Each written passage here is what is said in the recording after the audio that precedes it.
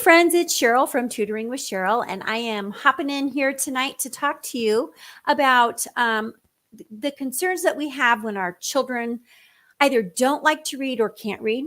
And so I actually have a slideshow presentation that I'm going to go through with you, but I want to thank you for joining me.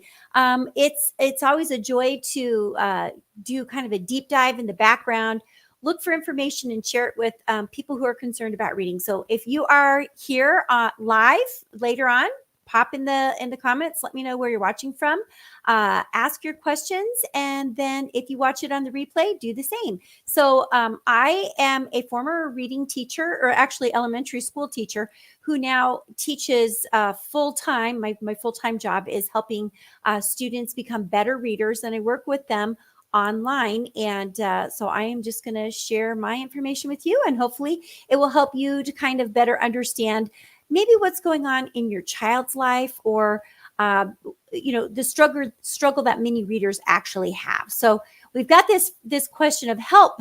My child doesn't like to read. Now what? And you're sitting there scratching your head because you just really don't know what to do.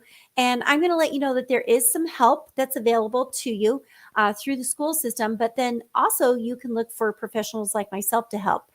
But what the discussion is actually going to be is I'm going to talk to you not just about like, oh, this concern, but why your child might not like to read. Okay, so let's just take a look at why some kids love to read and others do not. This is a real thing. Even my own children, I have children that were participating at different points in their life, loving it and not loving it. And I always think that when your children are little, they tend to really like to be read to. But when they get older, they might not like that so much. So I'm just going to let you know that it's okay if your child goes through these seasons where they either love it or they hate it. And there's absolutely nothing wrong with that. And I just want to say hi to Sean. I saw that you were there. It's nice to see you here. Okay, so looking at the left side of the screen, we're just talking about why some kids love to read and others do not. And this is really important for you to understand, because there's some legwork that takes place as a parent before our children even get to school. And so sometimes we don't think that it's really all that important. And then suddenly we realize that maybe it was more important than what we thought. So we can learn from this, especially if we're young parents and we're planning on having more children. And then I also want to reassure you that if any of these components were missed as your children were growing up, that there are things that can take place to support them later on. So just looking at the left side of the picture, students that love to read typically have these skill sets. They understand the alphabet, their letters, and their sounds. Not only do they understand them, but they can identify them. They can say the sounds. They feel comfortable manipulating those letters and those sounds. They're able to use those skills to become rapid and fluent readers. Okay, I'm not saying that speed is the answer, but I am saying that it's fluent. So from beginning to the end of this sentence, it's not real choppy. It's they can look at it and they can read it. Just looking at your comment, Sean, I agree with you that this is something that goes all the way into college and careers. And so, yes, thanks for joining me tonight. I appreciate that. Students that are good readers have strong vocabularies because we're using large vocabularies at home. We're not sugarcoating things and speaking baby talk to our children. We're speaking to them as if they're, another member of our household. Students that love to read have good syntax when reading, and they have strong grammar skills, and they use their experience to understand what they've read. So we have to give our children some experiences.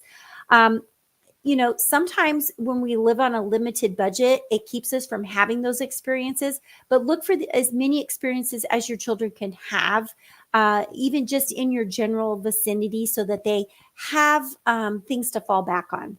Now, looking at the other side, a struggling reader is probably going to be missing some or all of those parts, okay? And the more parts they're missing, the harder it is. And here's a scary statistic. A lot of the information that I got today, I was doing a deep dive into reading rockets, so you guys can go check that out. But really, this is more of a summary than a virtual quote from them. But if your child enters kindergarten or an early elementary grade and they don't have the skills that they need to manipulate the words that they're seeing, they're going to be below their peers. And if a child enters first grade below grade level, there's a 90% chance that they will continue to stay below and have some sort of a struggle. Now, that doesn't mean that eventually over time that they won't overcome that, but they're just probably going to have to work a lot harder than, somebody else that has other skills. So here's what we know. We know that reading is a language that is learned. It's not natural. Okay. It's not a reflex that you're born with. Most people are born with the reflex to blink or swallow. Okay. But reading is something that has to be learned in the language of that speaker.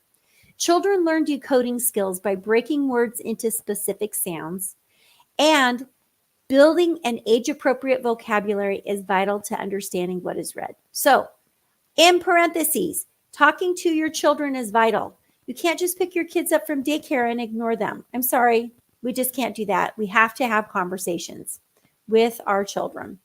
Okay. The other thing that we want to do, and I'm going to try to get, that to go away, is we need to use explicit and systematic instruction when teaching our young and struggling readers. I use the very same thing down below where we're tapping or mapping out sounds with my students, even when they're in 4th, 5th, and 6th grade. Because if I get a student that comes in with what we call phonemic awareness inabilities, then I have to go through and teach them that. So basically what happens is, I thought I put my phone on airplane, I'm sorry. Basically what happens is phonemic awareness skills are the ability to hear, identify, and manipulate phonemes, which are the smallest unit of spoken sound. So you see I have the word cat there, and each letter has its own specific sound. K, a, t. So we see it, we say it, and then we blend it together. K, a, t, cat. Okay, so that is a skill that is not inherently something that you wake up knowing how to do. Reading teachers have to be taught that. Parents who are teaching at home need to be taught that. A really great resource that I would recommend is the University of Florida Literacy Institute. If you are a parent who's teaching at home, though, that is just tremendous, and I highly recommend it. Now I've got this little bee that's smiling at you. Many of my own struggling readers start out with a full review of the alphabet. I will literally go through and say, tell me the sound of each one of these letters. Now you're going to ask, why would you do that? If my readers, most of my readers are in 2nd, 3rd, 4th, 5th, and 6th grade. Many of them I get when they're in 2nd grade. Why would I do that evaluation? Well, I often discover that they're saying letter sounds incorrectly. And every time I meet with them and we're focusing on that day, if we're focusing on reading skills, we go back through a portion of those sounds. And when they're in there with me in my program, like they're going into like the 2nd year, we're no longer working on individual letter sounds. We're working on vowel teams like E, A, I, E, E, E, A, Y, things like that. We're working on prefixes and suffixes as well. So we're practicing what those sounds are. But I want you just to sit at home and look at that letter B and say aloud what you think it says. Did you say B? Well, it's not B, it's B. And so we don't want to give that extra sound, because that would be incorrect. So then our students would be practicing that incorrectly. Now, as I was doing some research on reading rockets, I really found this to be really interesting. They actually go in and they cite the study, and I should have put this on here, but you know where it came from, so you can go read the entire article. So they have what they call developmental lag versus skills deficit.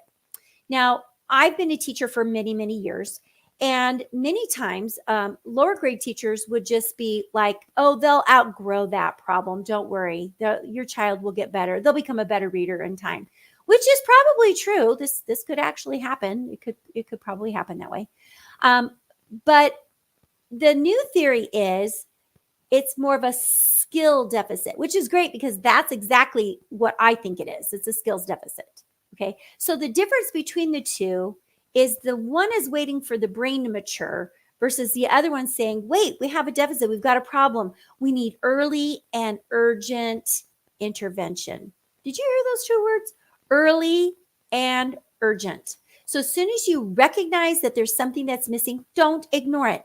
Ignoring it is not going to make the problem go away. It's actually going to make the problem bigger, because if you want to continue going forward with whatever it is that they are learning, they can't, because they're missing some vital information. So you just need to stop, and you need to do some teaching to either fill in that gap or review it.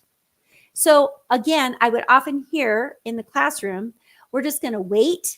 And that theory was being shared with parents. And then by the time I got students in 5th grade, it's a bigger gap to fill. It's not just a little bit of information. It's a lot of information. So I feel very strongly that we need early and immediate intervention to kind of get through this skills deficit. So we're not going to you can't outgrow something that you don't know the answer to. That's like saying, I'm just going to just keep growing. My brain's going to keep growing, and eventually I'm going to figure it out. Well, you might through trial and error, but if it's our job to teach kids to read, we should be doing that job. All right. Oops, I got to get over to the other screen to go forward. There we are. So the next question is there a reading disability? Now, as soon as I say that, parents are going to be like freaking out. I'm actually going to hop out of the picture here so that you can just see the screen. Don't worry about the title or the label reading disability. Okay, don't worry about that. That's just lingo to say we have a problem. And where could that problem be? Okay, and again, we started out with why doesn't my child like to read? Well, this could be one of the reasons your child doesn't like to read. So if your child's having serious problems with their reading, the best thing to do is have that conversation with the teacher. And if the teacher maybe isn't as worried as you are, you can definitely make an arrangement to see the school psychologist, probably starting with the school counselor first and then going forward from there. But find out what the steps are at the school that your child is attending to get the answers and go in the correct order. Okay. But a school psychologist can do a complete battery of assessments. And this is going to show if there's a reading disability. So there's 3 types a child could have. Now, I actually had to look this up because I am not a special education teacher. I've worked with many students that have special education needs. I'm very familiar with this, but this is not my specialty. Okay. So if you need more support with this, I'm going to have to refer you back to either Reading Rockets, your school, or go and do some more research on your own. But there's 3 things that could be wrong. Your child could have a phonological deficit. Phonological processing of oral reading, which simply is they struggle when they're reading aloud. Okay. Phono, talking. Processing speed, orthographic processing deficit. This is going to affect the speed and the accuracy of the printed word recognition. So they're going to struggle to get the words out. They're going to struggle to spell correctly. They're not going to be a fluent reader. Okay. And then the third thing would be a comprehension deficit, which would be, there's several components here. They either have a deficit with their vocabulary, they have a language learning disorder, they have learning difficulties that affect abstract reasoning and logical processing. That's just fancy lingo for it. They're having a hard time putting it all together. Okay, so I want to do some parent talk, not just teacher talk here, because it's like a doctor talking about an illness, and there's a cure for it, and you're sitting there listening. You're like, what are you talking about? So anything that you don't understand, make sure that you go and double check that. Okay, you can come back to this recording and check it out. All right, let's move on. Now, an IEP, for any of you that are watching and you don't know what it is, it's an individual education program. All right. And again, that has to be diagnosed by the school psychologist. You're part of the plan. It's not, they can't do it without your consent. You're going to be invited to the meeting. They're going to ask for your input. So this isn't just something that's going to happen. You're not going to show up and say, oh, by the way, your child's on an IEP. You're going to be very, very aware of it. Okay. And you also need to agree to the plan. But here's the thing about IEPs. If your child's on the IEP and at some point you don't want it anymore, you can also request to take them off of the IEP. I would have you stop for a second before you do that and consider what might be taken away before you take them off of that. But I think they're set up, with well, I know they're set up with the child in mind. And they're also set up as ways to support your child with their learning. So please, please, please, if your child does end up on an IEP, don't just throw it out right away and say it's not working. Because as with all things, it's going to take time for a plan to actually work. But I've worked with students in the past who've literally met their goals and they no longer need their IEPs. So it's not that your child, this is not something that's meant to last for a lifetime. For some children, it is. Some children can have an IEP all the way through college. But many students, especially if it's early intervention, you'll see a big change. Okay. But here's something else that I found on Reading Rockets, that some of the students who have a reading disability can experience some of the following things. And this is so true. I've seen this in my own practice and when I was in the classroom. They might have a faulty pencil grip or struggle with their letter formation.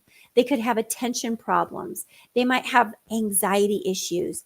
They might avoid tasks because they have a hard time kind of just getting going. They might have weak impulse control. They could be highly distractible. They might have problems with comprehension of spoken words. They might have confusion with mathematical signs and computation processes. So many of the students that I work with that for reading, I will also support with for math because they just can't like process the math portion of it. So don't think that a label of an IEP is a bad thing. It's not. And you have the right to, you're going to get a whole parents' bill of rights and you're part of the process. So I've seen it do wonderful things for people in the past. All right. So, wow, you're like, wow, this could explain why some kids don't like to read. Well, if your child doesn't have a reading disability like I went through, but they still don't enjoy it, please don't give up. Because what you want to do is you want to provide opportunities for your child to explore different types of genres and to read them. And I want to just talk to you about that crazy word genre. That's just the different types of books that are out there. So we think about fairy tales and we think about graphic novels and we think about nonfiction books and comic books and we think about chapter books and picture books. Those are the different types of genres. Sometimes they just don't feel confident with the text. It's maybe not even the fact that it might be that they just don't enjoy what maybe you're taking them to. And I know I've said this someplace else in another recording where I was always trying to get my older daughter to read fiction. And you go to her house now and she's got some fiction books, but the majority of the books that she likes to read are nonfiction. Well, just because I didn't like to read nonfiction doesn't mean that my child didn't want to read nonfiction. So Liz, I'm sorry, I steered you in the wrong direction. Okay, sometimes kids don't feel confident with the text, as I was saying, but as confidence grows or they choose the types of things that they like to read, they're going to maybe enjoy it. But let's be honest, some kids might not ever really like to read. Like just because I can do math doesn't necessarily mean that I like it. So keep that in mind, okay, parents? Don't give up though. Now, I went through because Reading Rockets kind of had some information and much of this came from them, but I didn't put anything down here that I didn't believe would work, okay? So how can we help our kids? So when we talk about a pre-reader, I'm talking like from birth to toddler, 3, even 4-year-olds, okay? We want to help them understand the concept of print using alphabet books, looking at signs in the neighborhood, their favorite signs on their stores. They know where Target's at. If you're going there, they know it. Point out letters and words in your surroundings and provide a print-rich environment. Some of us want to have our houses nice and tidied and we don't want to have the books all over. We just want that put away. I think you're doing your child a disservice. If you're going to put it away all the time, they're not going to want to go get it. I always go back to my granddaughter's bedroom. She's just got this incredible library because her parents are so passionate about books. And honestly, she's very happy to sit down and look at books herself. She's 3. She's going to be 4. And actually this coming week on the 24th. Happy birthday, Eleanor. So she loves books. We take her to the library. She just loves going in there. She feels very comfortable. But if we don't have those things in our environment, our kids aren't going to know about them. And guess what? You don't have to spend a penny on books. Do you realize that the books that I hand out for free at my events, I ask people to donate them to me so I can share the love of a book with other children. So you don't actually have to spend a penny on the books. All you need to do is say, hey, I'm looking for some books. My child's in first grade. Would anybody have some that they're willing to recycle with my family? And you might be really surprised. There might be somebody out there that can provide some free books to you. The other thing that you want to do is play games with letters and letter sounds. Read aloud to your child. You know, that time on your lap or sitting next to you, you can't ever get that back. Once it's gone, it's gone. And so really take the opportunity. If your child brings you the same book every single night, you might be so bored with it. They love it. Go ahead, keep reading it, but then say, hey, bring me another book. So, but you know, there's some comfort in that. There's comfort in having that book read over and over again. They're building that, you're bonding with them. Show the children that we read from left to right. Use their finger to go across the page. Talk about the authors, the illustrators, the page numbers, the book covers. Talk about the words in the book. Work on those letter sounds. You know, if their name starts with a C, then find all the C's in the book. And there's actually 2 sounds for C. So use the sound that's associated with your child, you know, just so that they're comfortable with it. But you can get more training on all the sounds and go there, start there, have some fun with it. There's so much that you can do. Now let's move on to if your child's in kindergarten. And again, there's so many things that you can do. This is just for if you're stuck or you need some inspiration. Practice the alphabet letters through recognition of both lowercase and uppercase. I didn't include to use their sounds. I should have. And then also practice their letter formations for both lower and uppercase. Kids in kindergarten need to know these. Gone are the days where kindergarten was exploratory.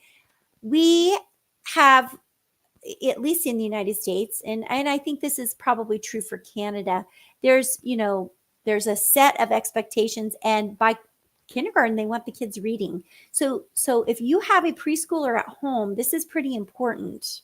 Play with rhyming words. Dr. Seuss books, whether you like them or not, they're a great resource for rhyming words. Find a couple that you like that you're willing to read, and then talk about those rhyming words. There's other resources, but that's just the one that comes to mind. Poetry books are great for that as well. Practice word families like cat, bat, hat, sat. Can you see that the ending is the same, but all we did is we manipulated the front of the word? Okay, so go through that. Practice sight words. I, my, me, the, is, and, are. Practice those. The more words that they're already familiar with, the better. Now, many of those words are actually decodable. I'm not going to get into this, but once you learn that Y has 3 sounds, then you can talk about why it says I. That's something that you learn and that you can teach to your child. That's great. Talk about what you are reading when you're reading aloud to them. Ask them questions about the story. Maybe you want to read a couple of pages and then ask a question. They might just find comfort in you reading to them, but unless you're doing something with what you're reading to them, it becomes much more powerful. Have them make predictions. If they can tell you what they think is going to happen next, then ask them, why do you think that? That is a great way to build cognition. We know that they're in the story. They're really going to understand it. If your child's in first grade, now again, most of these ideas came from Reading Rockets. There's a whole list there. I just picked a few. For the reading portion of it, talk about the character, the setting, and the events of the story. Practice blending single syllable words together like sip, sip, at, rat. Practice long vowel sounds, as in the words see, say, and so. Practice sight words. Use decodable texts for support. When talking about writing, have them write their own stories. Read their stories to others, Practice leaving spaces between words. If you need to say put 1 finger or 2 fingers before you start the next word, please do that. That helps their brain understand that there should be a space between each word. Keep a new words journal. They can write the word and then they can draw a little picture of what they think it means to them. So they're kind of cementing this idea in their heads. So important. All right. For second grade, practice. Oh, I have a spelling error in there. Can't fix it now. See, there we go. Right there. Hey, if your kids can pick that out while they're reading, that's great. Practice longer words using the skills that they have to sound them out. Don't just stick with reading text. Think about reading charts, tables, and graphs to get information. Have them act out a portion of the story. Blend and stretch new words as they sound them out.